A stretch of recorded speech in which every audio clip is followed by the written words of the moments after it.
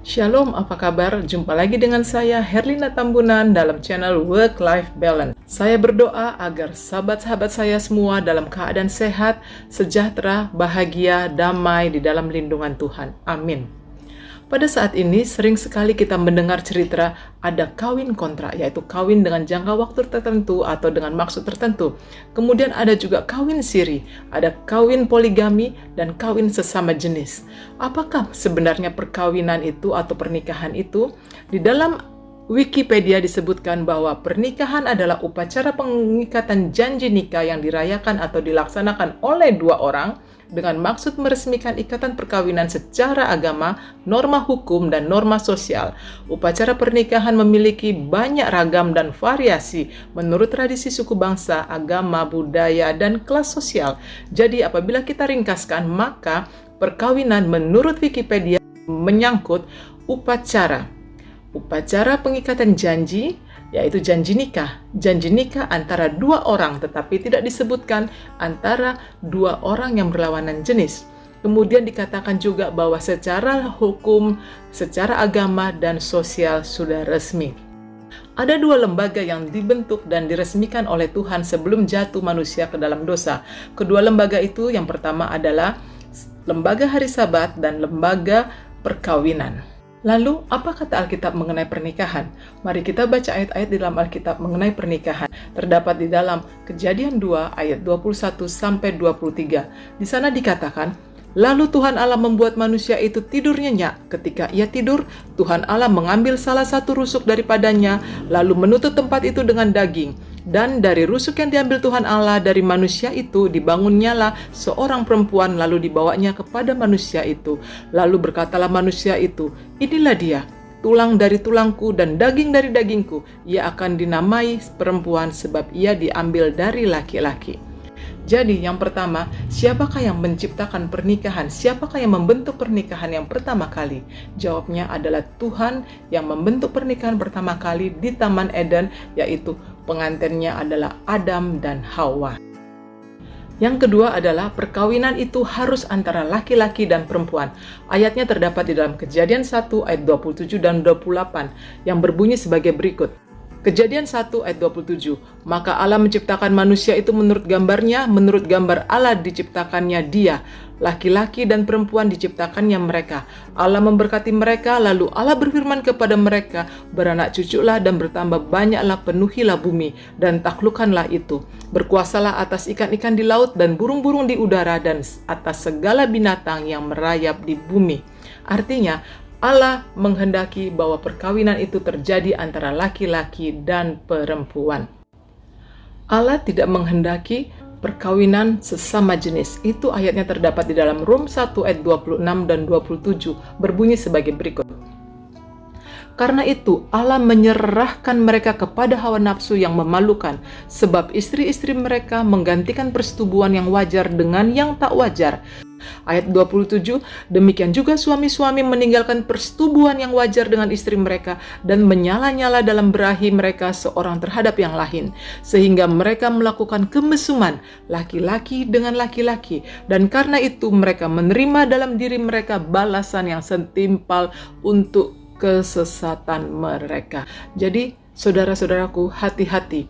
Perkawinan yang dikehendaki oleh Tuhan adalah perkawinan antara laki-laki dan perempuan, bukan sesama jenis. Kemudian, yang ketiga adalah Allah menginginkan agar dua makhluk yang telah menikah itu harus meninggalkan orang tuanya dan hidup bersama dengan pasangannya. Terdapat di dalam Kejadian 2 ayat 24.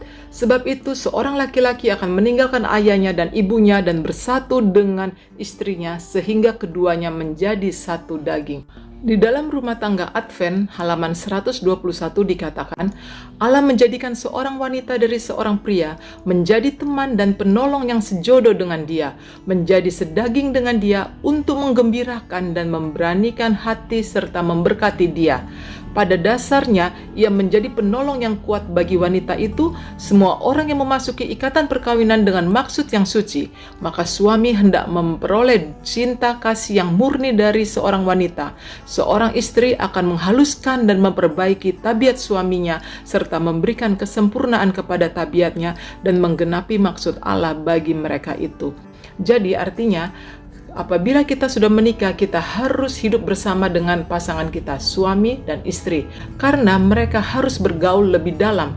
Mereka harus mengenal satu sama lain. Suami akan mencintai istrinya dan istrinya akan memperhalus karakter dan watak suaminya. Itu adalah maksud dan tujuan Allah mengapa laki-laki dan perempuan harus meninggalkan rumahnya, meninggalkan orang tuanya dan bersatu dengan istri atau suaminya. Baik, yang keempat adalah perjanjian seumur hidup. Allah membenci perceraian. Saudara-saudara, pada waktu Anda pergi ke altar dan mengucapkan janji, siapa saja yang menjadi saksi pada waktu itu? Tentu adalah hadirin, orang tua, pendeta, dan jangan lupa bahwa malaikat-malaikat Tuhan dan Tuhan juga hadir menyaksikan perjanjian itu. Dan Tuhan tidak suka dengan perceraian. Baik, mari kita lihat janji suci pernikahan kita pada waktu dahulu. Di hadapan Allah, pendeta, dan para hadirin, kemudian menyebutkan nama pemulai, aku mengambil engkau menjadi istri atau suamiku untuk saling memiliki dan menjaga dari sekarang sampai selama-lamanya, pada waktu susah maupun senang, pada waktu kelimpahan maupun kekurangan, pada waktu sehat maupun sakit, untuk saling mengasihi dan menghargai sampai maut memisahkan kita, sesuai dengan hukum Allah yang kudus, dan inilah janji setiaku. Jadi kita berjanji bukan hanya kepada suami atau istri kita, tetapi kita juga berjanji di hadapan orang tua, pendeta, dan juga di hadapan Tuhan. Tuhan sangat membenci perceraian. Mari kita membaca di dalam Maleakhi 2 ayat 14 sampai 16. Di sana dikatakan, Maleakhi 2 ayat 14, dan kamu bertanya, oleh karena apa? Oleh sebab Tuhan telah menjadi saksi antara engkau dan istri masa mudamu, yang kepadanya engkau telah tidak setia, padahal dialah teman sekutumu dan istri seperjanjianmu. Jadi Allah tidak mau kita bercerai karena dia telah menjadi saksi kita pada waktu kita menikah. Kemudian yang ke-16 dikatakan, sebab aku membenci perceraian. Bukan kata saya, saudara. Ayat 16 di Maleakhi 2 dikatakan, sebab aku membenci perceraian. Firman Tuhan Allah Israel, juga orang yang menutupi pakaiannya dengan kekerasan. Firman Tuhan semesta alam, maka jagalah dirimu dan jangan berkhianat. Di dalam Ibrani 13 ayat 4 dikatakan, hendaklah kamu semua penuh hormat terhadap perkawinan, dan janganlah kamu mencemarkan tempat tidurmu, sebab orang-orang sundal dan pencina akan dihakimin Allah. Lihat, Tuhan tidak suka kita tidak setia kepada pasangan kita. Dia tidak suka dengan perzinahan. Ada beberapa tujuan dari pernikahan yang Tuhan berikan kepada kita manusia. Yang pertama adalah relasi. Di dalam Rom 1 ayat 21 dan di dalam Kejadian, di sana dikatakan bahwa dengan menikah, dengan pernikahan, maka relasi kita bertambah. Kita memiliki besan, kita memiliki suami, kita mempunyai keluarga bertambah.